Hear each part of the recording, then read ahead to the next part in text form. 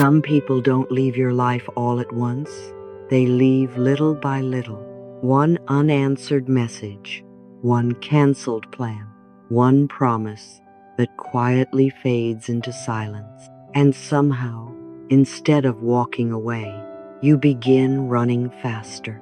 You text again. You wait a little longer. You tell yourself tomorrow will be different.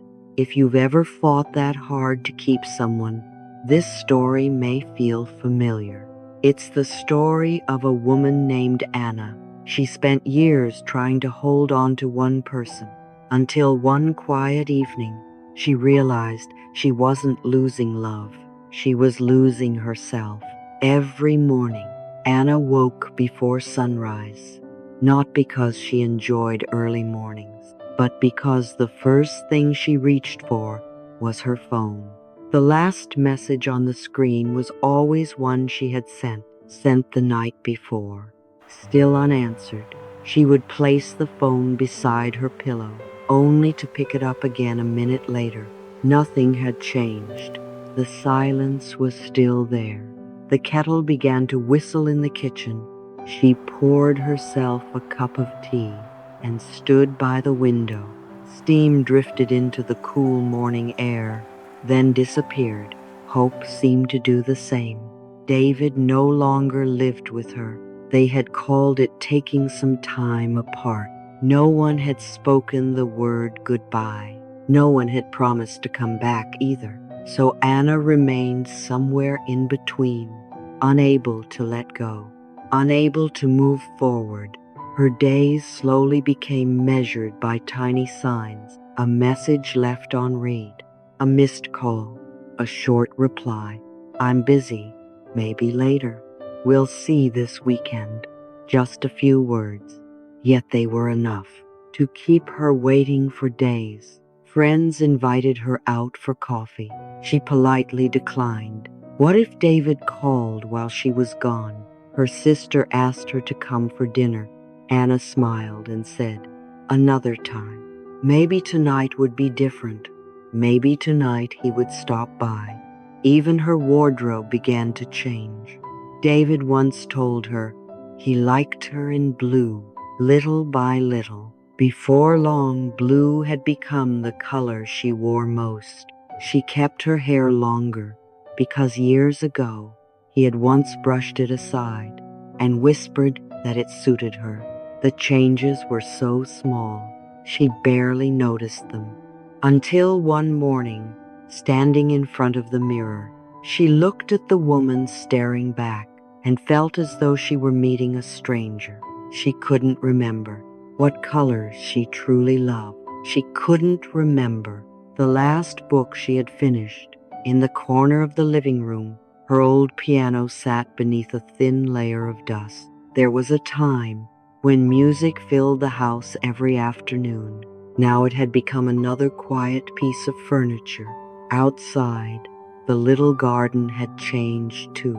Lavender bushes that once bloomed with care were hidden beneath tall weeds. Anna noticed them every day. Every day she thought, tomorrow never came. Each evening, she sat in the same chair, her phone resting on the table, the volume turned all the way up, afraid she might miss the sound of it ringing. Sometimes, David did call.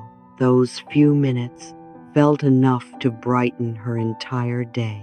He asked about ordinary things, nothing more. When the call ended, the silence returned. Yet somehow, those 5 minutes were enough to make her wait another week. One afternoon, Anna drove nearly 40 minutes just to return a jacket David had left behind. He opened the door, smiled politely, took the jacket, and apologized. "I have company." The door closed almost immediately. Anna remained standing there for another few seconds. The cool breeze brushed against her face. On the drive home, she couldn't remember a single road she had taken. She only remembered wishing those few moments at the doorway had lasted a little longer. The radio began playing, a song they had once loved. She turned it off before the first chorus. Some memories were still too heavy to carry. That evening, she returned to an empty house. No new messages, no missed calls. She sat quietly as the last light faded through the window. The room grew darker. Still, she didn't move, as though staying perfectly still might somehow bring everything back. No one knocked on the door. No phone rang. Only the steady ticking of the clock filled the silence. For the first time in a very long while, Anna didn't cry. She simply looked around the room, at the neglected garden beyond the window, at the dusty piano, at the untouched cup of tea beside her. And then, almost in a whisper, a different question entered her heart. Not, how can I make him come back?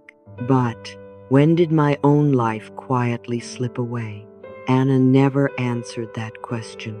She simply carried it with her into the next morning. When she woke, her hand reached for the phone, just as it always had. Then it stopped. For the first time in months, she left the screen untouched. Not because she no longer missed David. She did. Not because she had stopped loving him. She hadn't. She was simply exhausted. Exhausted from living a life that depended on whether someone else remembered her. Instead, she stepped outside. The garden greeted her with silence. The weeds had grown nearly knee-high. The lavender could barely be seen beneath them. Anna knelt down. She pulled out one weed, then another. The work was slow. Her back began to ache. Her hands were soon covered in dirt, but something inside her felt strangely calm. It had been a long time since she had done something simply because it mattered to her. That afternoon, her phone rang. David.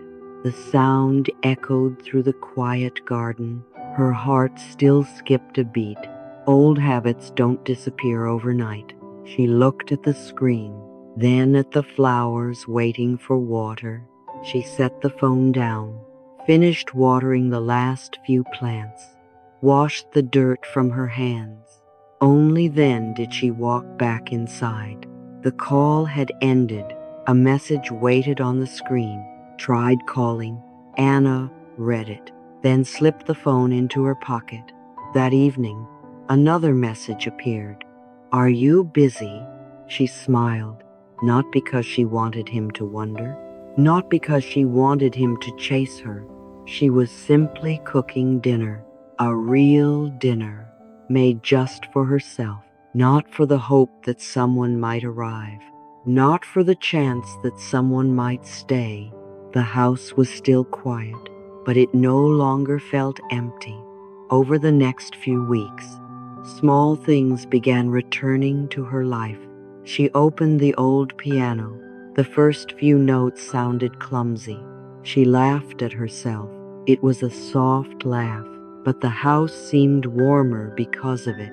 Every morning, she spent a little time in the garden. Every afternoon, she walked beneath the old maple trees. Sometimes she wandered through a bookstore. Sometimes she sat alone in a small cafe, watching strangers pass by. She was no longer trying to outrun the silence. She was finally learning how to be at peace within it. Her phone still rang from time to time. Sometimes it was David. Sometimes it wasn't. But it no longer decided how her day would unfold. If she was reading, she finished the page. If she was playing the piano, she finished the song. If she was tending the flowers, she finished what she had started. Only then did she reach for the phone. Some messages deserved an answer. Some didn't. For the first time in years, Anna realized she was allowed to choose. One Saturday afternoon, David stopped by without calling first. He stood quietly at the garden gate for a moment. He simply looked around. The lavender had bloomed again. The grass had been trimmed. The old wooden bench had been painted. Anna was watering a row of flowers. She looked up, smiled, and waved. There was no nervousness in her eyes, no quiet fear that he might leave, only peace. David walked toward her. "You've changed," he said softly. Anna looked around her garden, then at the dirt on her hands. "I think I've finally found my way back to myself." They sat together on the porch for a while. They talked about ordinary things, the weather, the neighborhood, the flowers. Neither of them reached back into the past. Neither of them tried to force the future. When David finally stood to leave, Anna walked him to the gate. She didn't hope he would turn around. She didn't wait for one last look. She simply closed the gate behind him and walked back into her own life. The kettle began to whistle in the kitchen. The piano remained open. Golden evening light rested gently across the garden. Anna paused for a moment. Then she smiled. She finally understood. The moment she stopped chasing someone else, she wasn't making them less important. She was remembering that her own life deserved to matter too. And somehow, that quiet choice gave her back everything she thought she had lost. If Anna's story reminded you of a season in your own life, I hope it also reminded you of something else. Your peace was never meant to depend on whether someone chose to stay. If this story brought even a little calm to your heart, you're always welcome here at the Peaceful Chapter. And if someone you love has been quietly losing themselves while chasing another, perhaps this story might bring them a little light as well. Thank you for spending these moments with us. Take gentle care of yourself. We'll meet again in another peaceful chapter.